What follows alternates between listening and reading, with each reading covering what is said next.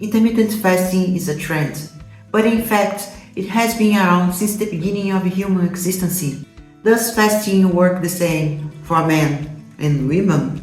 Will it make me lose my muscle mass, or even worsening my sleep? Or is it going to help me burn fat? I personally do a lot of intermittent fasting, but I not always recommend to all of my clients. If you want to try intermittent fasting and you are not sure if it's for you, watch this video and let's learn. Let's go!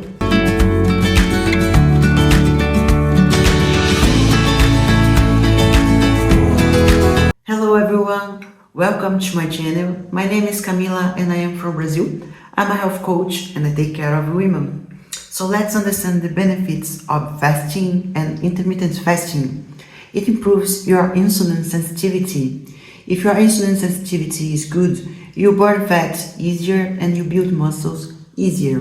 Insulin is very important for many functions in the body. The problem is that when you have insulin circulating, it can inhibit the fat burning. So when you are fasting, you don't eat anything, you don't have a lot of insulin circulating, and your body mobilizes fat easier. So have in mind, insulin may block the fat burning. So fasting is going to help. Also think about someone that has insulin resistance. The insulin will be circulating all the time and it's going to prevent fat burning. So second thing that fasting does, it activates a pathway called AMPK. Different from mTOR, which makes you gain muscles, the AMPK activates the fat burning and also helps with reparation, autophagia and mitophagia. What is that? When your body cleans the cell, renews the cells and also the mitochondria. Think about a car. You have a car and you don't do any maintenance in your car. What's going to happen? Your car may crash, okay? The same can happen to your body. So when you do autophagia, when you are not eating anything for many hours, your body starts to renew everything, all the cells, reduce inflammation, improves your metabolic health, and it's also anti-aging. So a lot of people that want to live longer and stay younger for longer, they do a lot of fasting. The problem is that nowadays, we are eating a lot. We go to the bed eating something and we wake up eating something. We don't give our body some time to do the autophagia because the autophagia starts to happen after 12, 14 hours sometimes.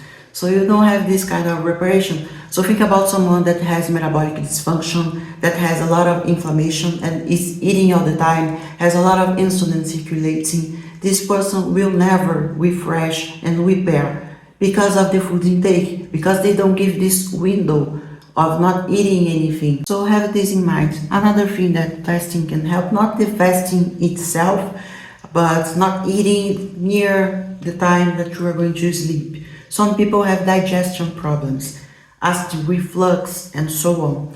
When they eat something and go to the bed, the body has to choose between reparation or digestion.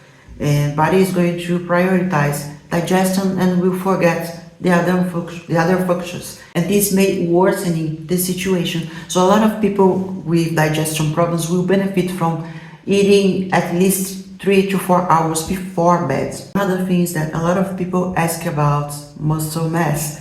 Will I lose my muscle mass? If you do it right, you are not going to lose anything. Just think about our ancestors. They never had a lot of food available for them and they didn't have sarcopenia. They needed their muscles to go and hunt. So they don't lose muscles so easily. So when you do intermittent fasting, your body preserves your muscle mass. Your growth hormone is released and preserves your mass. So people that will benefit from intermittent fasting, people with metabolic dysfunctions, insulin resistance, diabetes, PCOS, inflammation, people that have food compulsion. It also helps to control the food, but also athletes will benefit a lot from intermittent fasting. I personally do intermittent fasting sometimes because it helps me mobilize the fat easier. My body fat is a little low, it's around 11 to 12%, And as a woman, I know it's difficult to drop more. And I use intermittent fasting sometimes as a tool to improve this fat burning. And I also use intermittent fasting for mental performance. And I do have clients that want to do something, for example, be approved in a university, and I don't know, like myself, I'm recording videos and I want to have a better performance.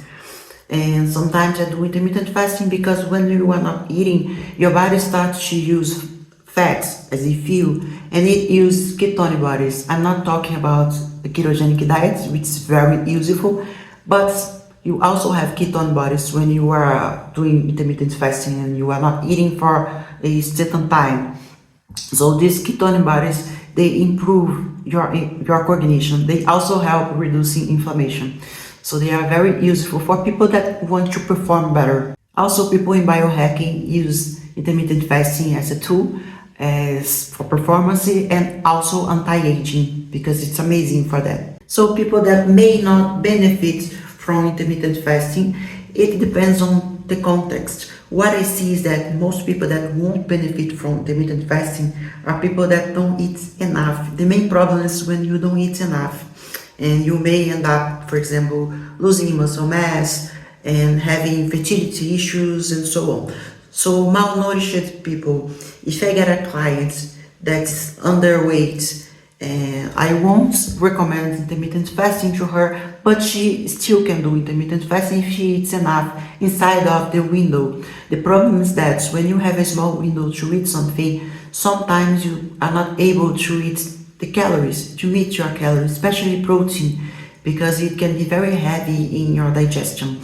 So for people that's malnourished, I will ask them to eat normal, regular, and maybe after some time we can try intermittent fasting, but it's not the perfect match. People that have fertility issues, not that intermittent fasting will really interfere in fertility, but the problem is that if the person don't eat, if the person doesn't eat enough, there is a peptide called kisspeptin. This peptide will indirectly affect the LH and FSH that generates estrogen and progesterone. This peptide likes food. When you don't have enough food available, it is affected and you don't have hormone production. And some people say that fasting is going to affect kisspeptin, but not exactly. The problem is when you don't have enough food, so affects the fertility. Also, thyroid. Thyroid likes enough food. If you don't eat enough, it may affect your thyroid. But again, if you don't eat enough, intermittent fasting may not affect if you are able to eat everything you need.